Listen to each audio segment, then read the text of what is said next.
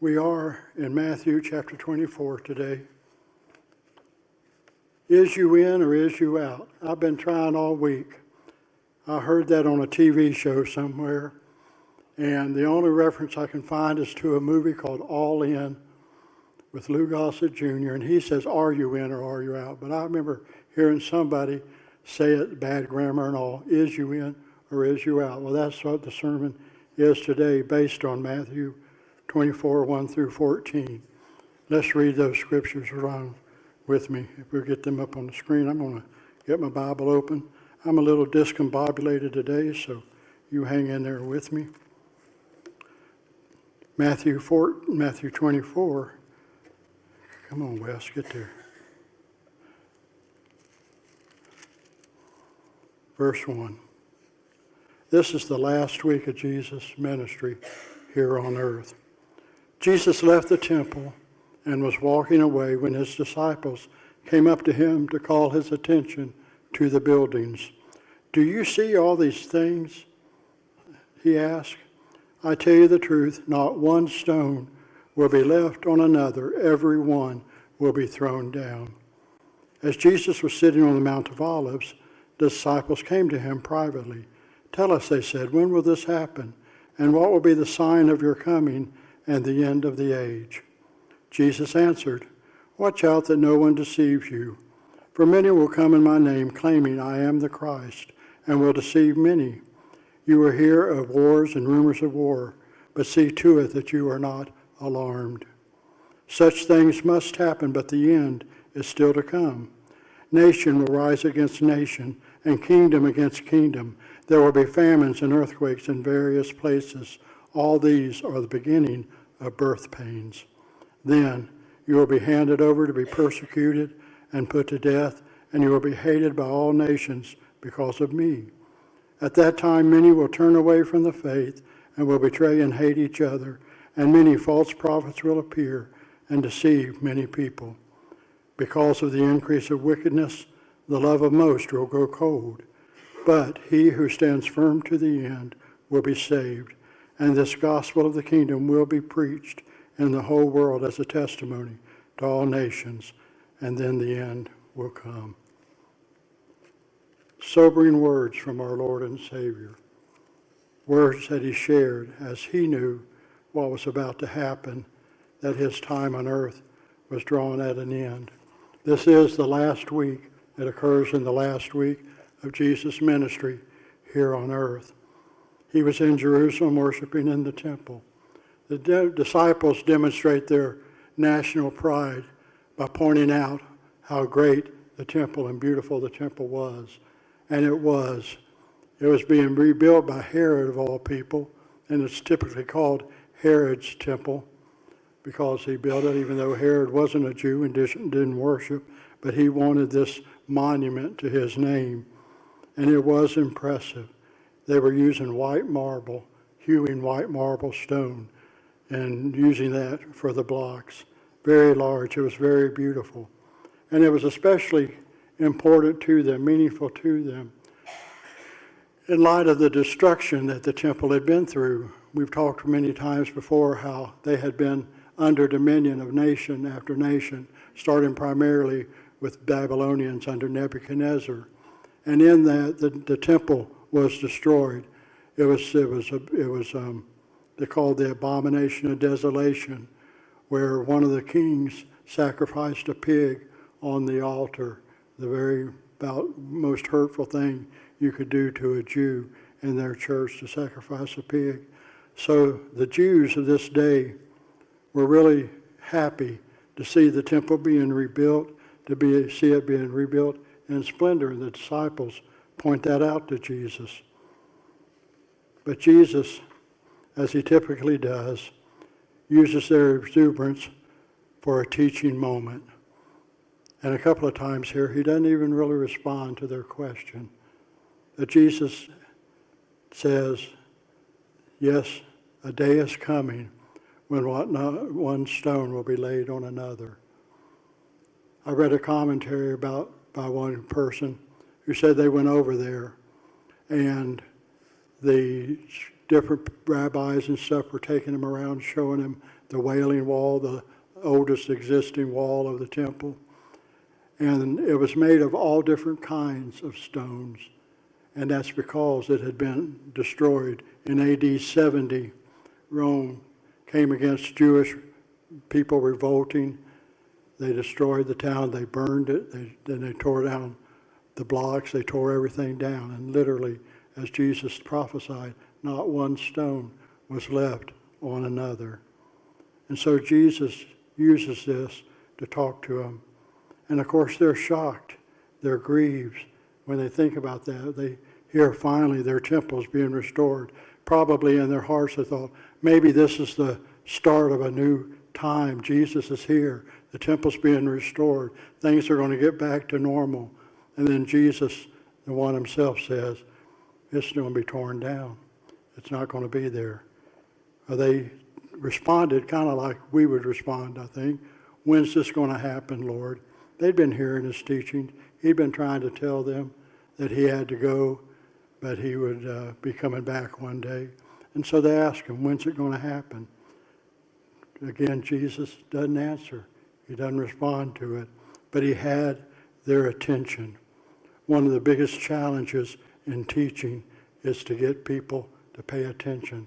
And when they ask a question, they generally want to know the answer, so they're listening. So Jesus had them there. But he takes off in a different direction, and he starts talking about the other problems that are going to come. He telescopes to the next truly important time, the end of the age. As Jesus is talking about that, he goes past all the way to the end times when he is going to return and establish his kingdom on earth. And with that segue, he moves from the present day, as they were looking around, to the future, to the end of the age. In the next verses, Christ warns us. He warned the disciples. He began by warning of the deception that will occur. False prophets will come. People were going to come in his name. Jesus came to proclaim the gospel, and he commissioned the church to proclaim that gospel until his return. And it's a battle against the gospel that is the thrust of Jesus' comments. There's a song by Carmen, pretty old song, and in it he does a little rap thing and talking about he was becoming a big star, and the devil came to him. He goes, well, the devil came to my house, knocked on my door, it starts out. And the devil talks to him and says, listen, I'm going to make you a big, big star, and you can talk about being good, you can talk about going to church, you can talk about doing all these things, but there's one thing you cannot do. Do not talk about Jesus. You see, that's the crux of it, folks. We can talk about being good people, treating each other right. We can talk about attending church. We can attend church. But Satan really gets involved. His powers really get involved when we proclaim the name of Jesus Christ. Because it is Jesus who defeats him. It is Jesus who redeems us, who makes us worthy to be in heaven. And it is Jesus who keeps us from Satan's hell. And so Jesus here is proclaiming the gospel, the good news, and he commissions his church to do that. And so enemies arise and speak up. And so God, in this case specifically Jesus, does turn his attention to those last days, the days that precede his return, and ultimately the judgment. He proceeds to describe the trouble that's going to come, but he does it in broad strokes, wars and rumors of wars. And I wonder, some of you who are in your 70s and 80s and 90s, thinking about your time here on earth, how many wars can you remember? Maybe some you just heard about, but thinking about our country going from the Civil War, Spanish-American War, we had the World War I, World War II, Korean conflict, Vietnam War. We're now in a war with Iran. There's been multiple wars, and that's just the United States. There are many other wars all around the world. There is no end to fighting. And it's interesting to stop And we have that perspective, those who have lived through some of those. Jesus goes on to describe the decline in our culture, false prophets, an increase in wickedness, the people's love of God cooling. And I don't think any of us can deny that we're seeing that today. You know, as I thought about these false prophets, and I thought about, again, some that I've heard as I've been growing up, and one of the biggest ones that I think of, and you're aware of, is Jim Jones, who got such a big following, and he took them down to South America, and they were going to turn things over. They were going to turn the world around, but then he was under investigation by the Senate, and he ended up leading all of them to drink poison Kool-Aid, and most of them dying. There are several who have come up in this world and talked about being the Messiah. Even my limited understanding of history, you could even say Hitler was doing that to his people as he was proclaiming to them how they could be a master race, the race to rule the world. He wasn't calling himself the Messiah, but he was taking that position of being the supreme leader. There have been several, but most of those get fallen out. There's another word, it's by, in a book, Evidence That Demands a Verdict, and there was a song I heard True sing called Lord, Liar, Lunatic. And said, the song goes and the text goes that there's three decisions you can make about Jesus Christ. He might be a liar. There have been a lot of liars out there, big lies, but most lies are found out with enough time. Could be a lunatic making tremendous claims, but again, lunatics are soon figured out. People quit following them. Or he is Lord, and he is the Lord, of course. But there are many liars out there leading people astray. But a lot of them, like I said, they don't call themselves, I'm the Messiah. They don't take that title. But what they do is they supplant Jesus with their teaching. They follow what Satan did in the garden through the serpent when he just injected some doubt. When he talked to Eve and said, did God really say? He didn't come out directly against God. He didn't say God was lying, but he just injected that question, did God really say? And as I peruse Facebook and YouTube, I get frustrated many times because one of the things to do in order to get followers is somebody will have a headline that says, people have believed all wrong about this verse, or they've thought the wrong thing. And sometimes I'll take the time to see what they're talking about. When I get through it, I say, nobody really believes that. Yeah, maybe there's some very beginning people in their faith that are led astray, but scholars know, people that study the Bible know that's not true. But they will elevate what they're doing above what God's saying, and they'll say, I've got the right truth. I've got the right insight. I've got what you need to listen to. And so they're drawing attention to themselves. They're saying, forget what you've been taught. Listen to what I say. That's a false Messiah. That's a false prophet raising himself above God. And those are all around. And we have to be very careful of that deception. We have to know what's going on. Even though the words that are there, we need to listen. You know, as we listen to Jesus, as he's talking about things, we can see that today. Certainly churches are falling into disrepair and disuse.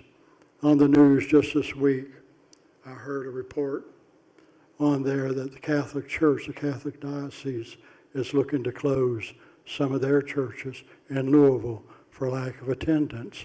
We see it happening. As I drive around, I see churches that are, you go in the Highlands, there's a church in the Highlands that's now a restaurant and some apartments. There are some that are overgrown with weeds and aren't used anymore. And we see this to dismay and shock. It's happening. People are turning away. There is disrepair. Attendance is declining. Baptisms are down. Ministries are canceled.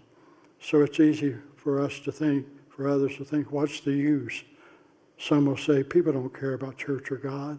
The things that I love, Jesus, God, His church, and the hymns are rejected by our society. I feel like a reject and an outcast because of that. And to top it all, Jesus said, it's only going to get worse. I might as well quit trying. And too many of God's people have quit trying. They've lost the faith. It's gotten too hard to keep going. Excuse me, I'm having trouble getting comfortable here. But even if those words aren't spoken, even if people don't verbalize, I'm going to just give up, I'm quitting, actions speak louder than words. We're seeing people not attend. You know, I've been thinking about our churches, and sometimes in our denominational material, they'll talk about how the cooperative program funds are up, baptisms are up, these kind of things. But then I stop and pause to think of really how much we've lost, how much has changed. All of us pretty much grew up in an era that Sunday morning was one meeting out of the week. We often came back Sunday night for discipleship training and then another sermon. We were back in Wednesday night for prayer meeting and another message from God's Word. Those have pretty much fallen by the wayside.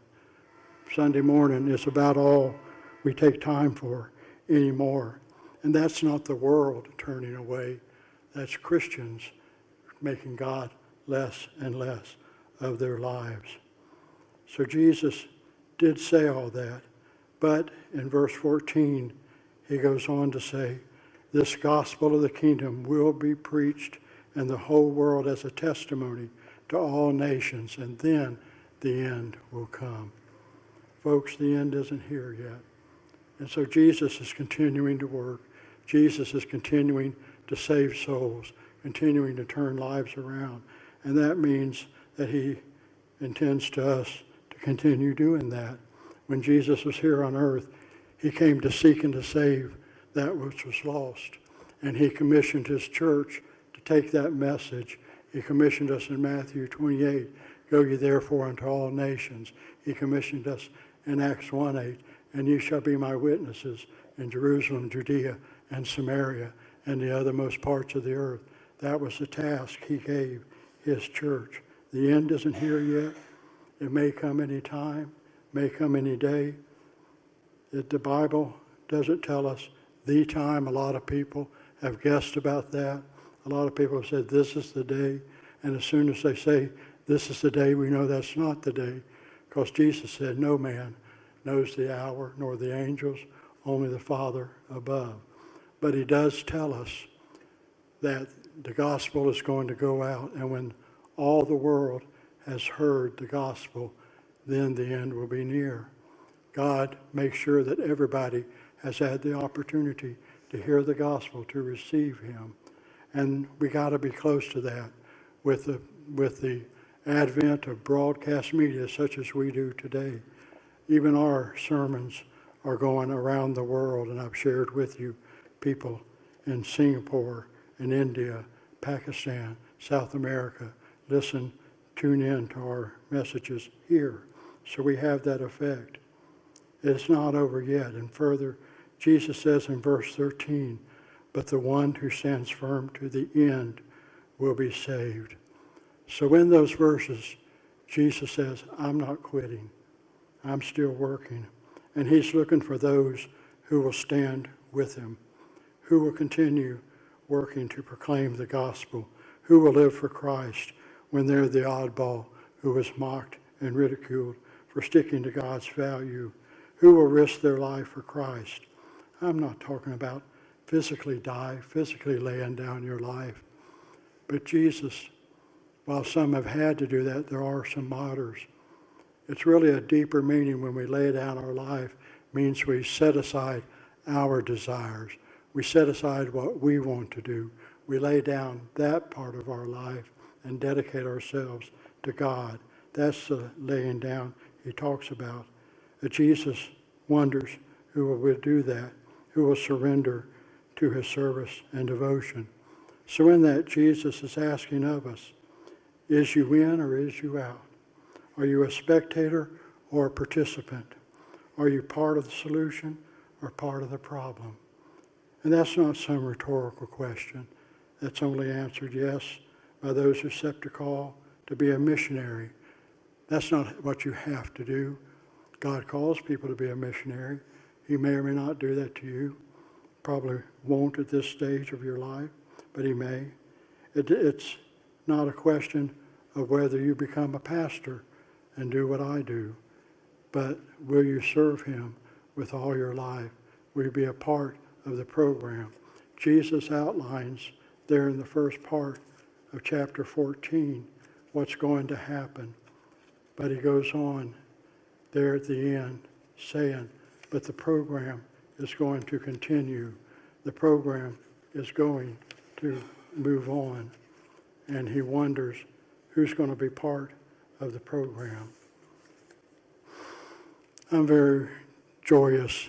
There's a group of people here who aren't quitting, and they've got every human reason to quit.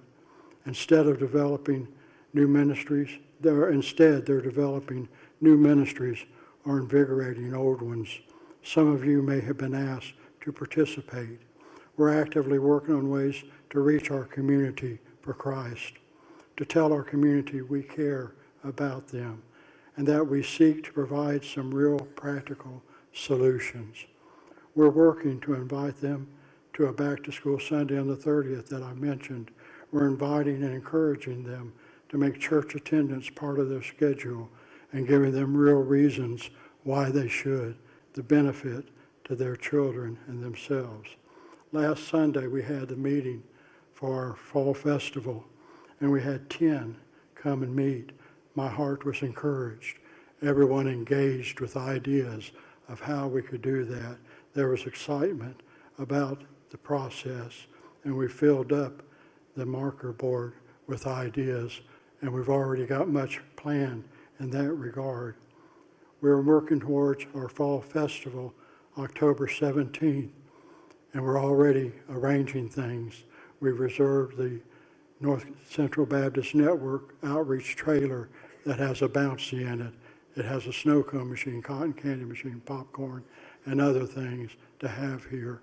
I've been able to secure an agreement from a live band to come and play for us, people that you know. We're going ahead with other plans. We have a list of games that the church has had that can let the children play, and there's more.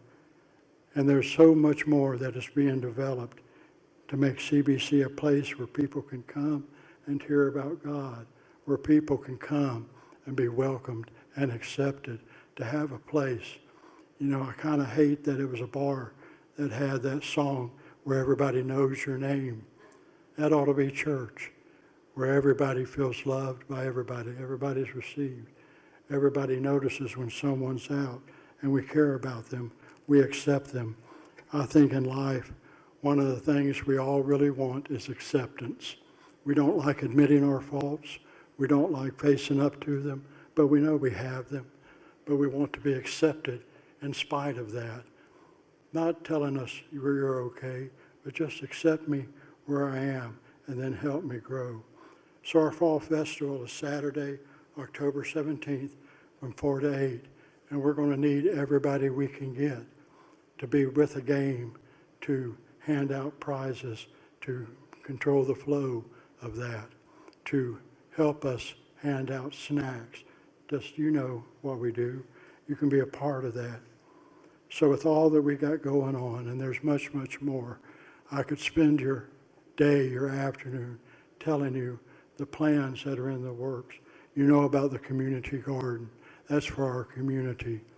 This week or next week, we had letters go out to all the teachers at Campbellsburg Elementary, reminding them of the garden, telling them about things they can grow as a fall crop. Some of them expressed that interest in doing that for the children. We're working on the basement. It's pretty well finished. We've let the city know, and we've given them keys so that in the event of a storm, there's a place, a safe place, people can come. It's meeting a practical need. There are other things we're working on to be a place where people can come and be nourished, where we can have a chance to meet them, to introduce ourselves, to get to know them, for them to get to know us. So with all this stuff going on, the question again for here is you in or is you out? Are you going to be a spectator or a participant? Are you going to be part of the solution or part of the problem? Or are you going to be a nattering nabob of negativity? I like that phrase. Nattering nabob of negativity, mocking the attempt and criticizing those who are trying. I know many of you can say, I've been involved, I've done that, and that's true, and we appreciate that, but we still need you. We need your ideas, your help, your involvement. Some of you can also say, well, I'm already doing a lot, and that's true. But will you help a little more? Will you make a little more time for Christ? Back to School Sunday is in 2 weeks. I had them bring in front of me the flyers, over 1,000 flyers, about 1,020 flyers. We printed in office. We've sat and folded them, put a piece of tape on them, gotten them ready to mail. And they're going to go out this week to all of Campbellsburg, Turner Station, and Port Royal, inviting them to our back to school. It's got that article in there telling them why church is good for them and their children. That's going out, but we need you to invite your neighbors. You're going to start seeing the ad on Facebook, letting them know about it. We plan to give them materials they can use in school for back to school, paper, notebooks, pencils, these kind of things. We're looking at buying New Testaments to give every child a New Testament that they can have. We're looking at other things, and we've been blessed. My daughter was talking to one of the children's directors at Little Flock, and they said, hey, you know anybody that could use some shirts? They have a lot of shirts left over from Vacation Bible School. And she said, let me talk to my dad. And I said, absolutely. So in our conference room, I've got a box this big of shirts that they had for Vacation Bible School left over that talk about Jesus and who he is, that we can give these people. God is providing. But we need your help in that. Talking to neighbors, talking to those who have drifted away, letting them know we miss them. I worked for a pastor once, and he would often get on the phone and say, I just needed to call. I missed hearing your voice. It became kind of a trite phrase. I heard him say it many times. But it is encouraging to those to know, hey, they do know I'm not there. They do miss me. They do want to hear me. So you can pick up the phone and call and let them know we'd love to see them, to come on back. We need some to come early and help us get ready in 2 weeks, to be in small group Bible study, to be ready to greet our guests with a warm smile and a handshake. We plan to have coffee, juice, water, and some pastries here. I shared last week that on any given Sunday, we have 15 to 20 of our people out. So I'm asking you to determine to be here on the 30th, that we be here to support that.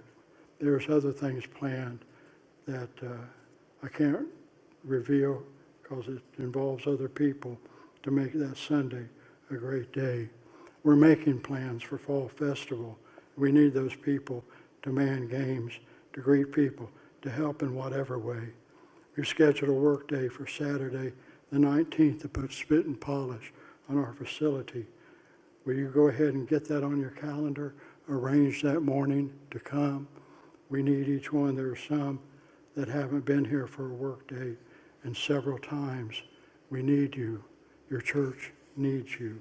Another for us to move ahead.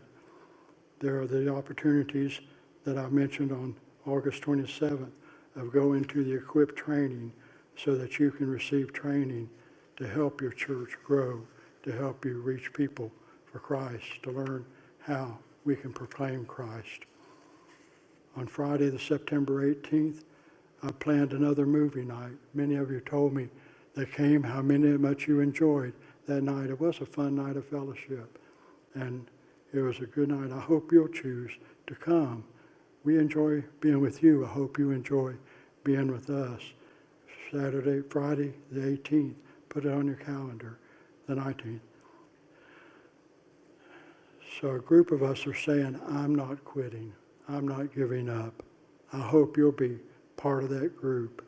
All that we do not to beat ourselves on the chest, not to beat our chest, not to pat ourselves on the back, not to say, look how good we've done, but to say, look how good he's done. What a good Lord he is. And he will help you like he's helped me. That's what we're doing this for.